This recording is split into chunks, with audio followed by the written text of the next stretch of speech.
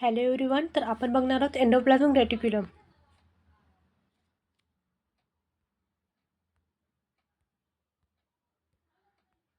Okay, तर first बघूया आपण endoplasm reticulum.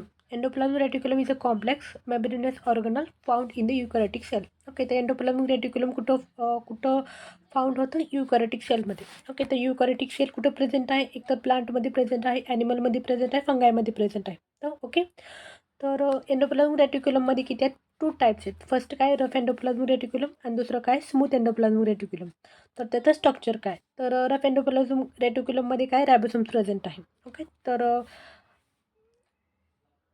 The ribosome on the cytoplasmic surface giving its a rough under the microscope. Okay, तर हे लक्षात ठेवायचं की रफ एंडोप्लाझम रेटिक्युलम कुठं आहे? सरफेसवरती आहे. ओके, रायबोसोम्स प्रेझेंट आहे, तर त्याला म्हणतात रफ एंडोप्लाझम रेटिक्युलम. तर त्याचं फंक्शन काय? तर फंक्शन काय? प्रोटीन सिंथेसिस करण्यासाठी आहे. ओके, तर प्रोटीन सिंथेसिस कशासाठी पाहिजे आपल्याला?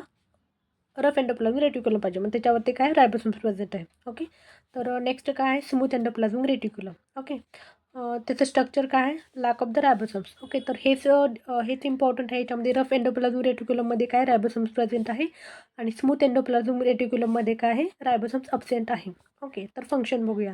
तर involve is the lipid synthesis, metabolism of the carbohydrate, detoxification of the drugs and the poison and the storage of the calciums ion. Okay, तर स्मूथ एंडोप्लाझम रेटिक्युलममध्ये काय? कॅल्शियम्स आयन प्रेझेंट आहे, कार्बोहायड्रेटचं metabolism केलं जातं आणि डिटॉक्सिफिकेशन ऑफ द ड्रग्स केलं जातं. कुठं? Smooth endoplasm रेटिक्युलममध्ये. फॉर एक्झाम्पल आपण एक इमेज आहे. ओके, तर हे इमेज आहे. तर ह्या इमेजमध्ये बघूया आपण रायबोसोम्स आहे. ओके, तर रायबोसोम्स म्हणजे काय? हे रफ एंडोप्लाझम रेटिक्युलम आहे. Okay, rough endoplasm reticulum because तिथं काय? रायबोसोम्स प्रेझेंट आहे, त्याला काय म्हणतात? तर रफ एंडोप्लाझम रेटिक्युलम. आणि स्मूथ एंडोप्लाझम रेटिक्युलममध्ये काय? रायबोसोम्स अब्सेंट आहे. ओके, तर रायबोसोम्स अब्सेंट आहेत. तर रफ एंडोप्लाझम रेटिक्युलममध्ये रायबोसोम्स आहे, तर ह्याचं प्रोटोसिंथेसिस करण्यासाठी इम्पॉर्टंट आहे. ओके, आणि हे सगळ्यात पहिलं न्यूक्लियस आहे आणि हे न्यूक्लियस एन्व्हॉल्प आहे. ओके,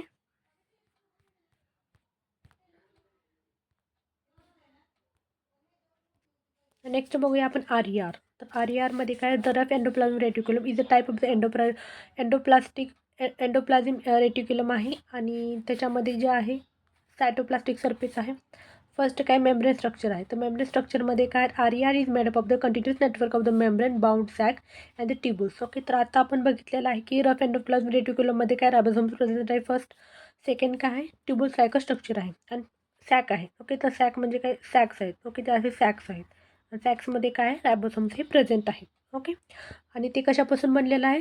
लिपिड बायलेअरपासून बनलेलं आहे.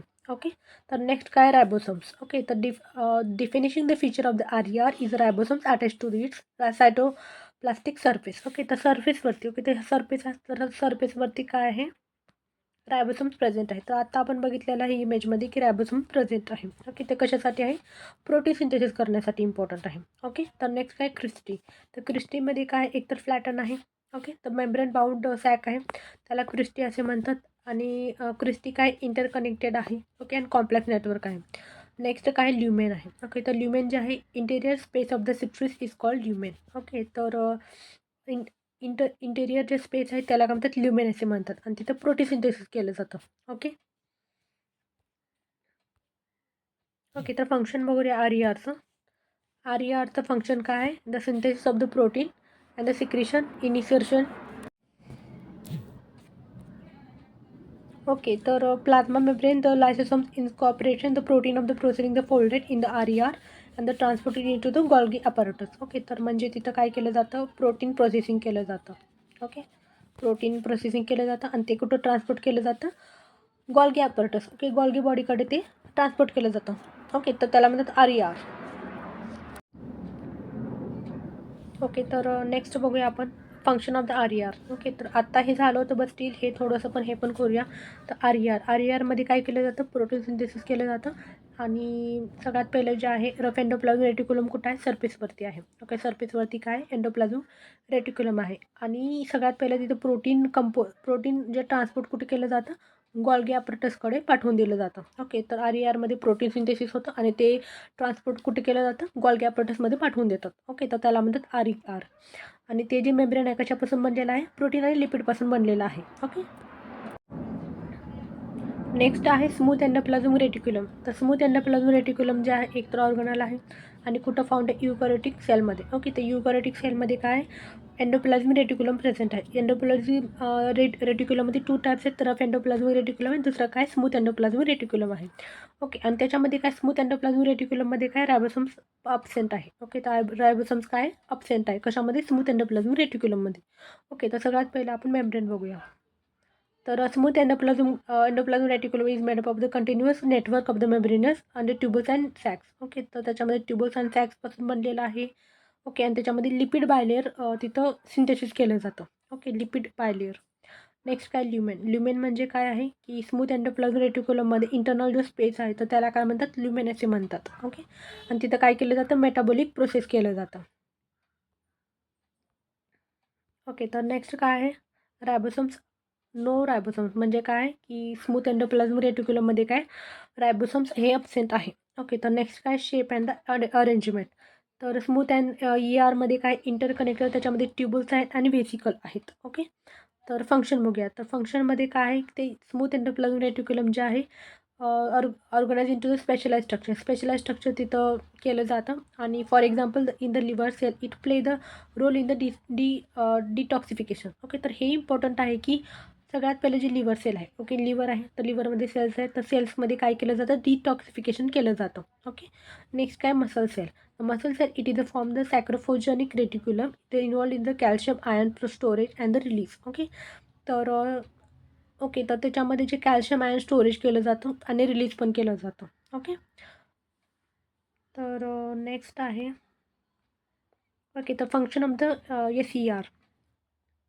SER म्हणजे स्मूथ एंडोप्लाझम रेटिक्युलम. तर फर्स्ट काय? Lipid synthesis. ओके, तर लिपिड सिंथेसिस कुठं केलं जातं? SERमध्ये केलं जातं. फॉर एक्झाम्पल फॉस्फोलिपिडमध्ये काय? स्टिरॉइड आहे which are the essentially membrane for the formulation of the hormone production. Okay, तर हार्मोन प्रोडक्शन कुठं केलं जातं? लिपिड सिंथेसिसमध्ये केलं जातं. नेक्स्ट काय? Detoxification. Detoxify the various chemicals and the drugs particular the liver cell. Okay, detoxification हे कुठं केलं जातं? सगळ्यात पहिले लिव्हर सेलमध्ये केलं जातं. ओके, तर हे लक्षात ठेवायचं. नेक्स्ट काय? Carbohydrate metabolism. ओके, तर कार्बोहायड्रेटमध्ये पण टाईप्स आहेत. ओके, तर ग्लुकोज आहे, ग्लायकॅगॉन आहे, पॉलिसॅकराईड आहे, मोनोसॅकराईड आहे. तर ते काय आहे? कार्बोहायड्रेट आहे. कार्बोहायड्रेटचे टाईप्स आहेत. ओके, तर ह्याच्यामध्ये जे आहे ना role of the carbohydrate metabolism केलं जातं आणि ग्लायकोजन कन्व्हर्जन कशामध्ये केलं जातं? ग्लुकोजमध्ये केलं जातं. हे SER इम्पॉर्टंट आहे आपल्यासाठी. ओके, तर नेक्स्ट काय? Calcium storage. तर कॅल्शियम स्टोरेज कुठे केलं जातं? SERमध्ये कॅल्शियम स्टोरेजमध्ये केलेलं आहे. म्हणजे कॅल्शियम आयन्स वगैरे इथं काय केलं जातं? स्टोरेज केलेलं आहे. For example muscles. ओके, तर मसल्स कॉन्ट्रॅक्शन वगैरे केलं जातं. ओके,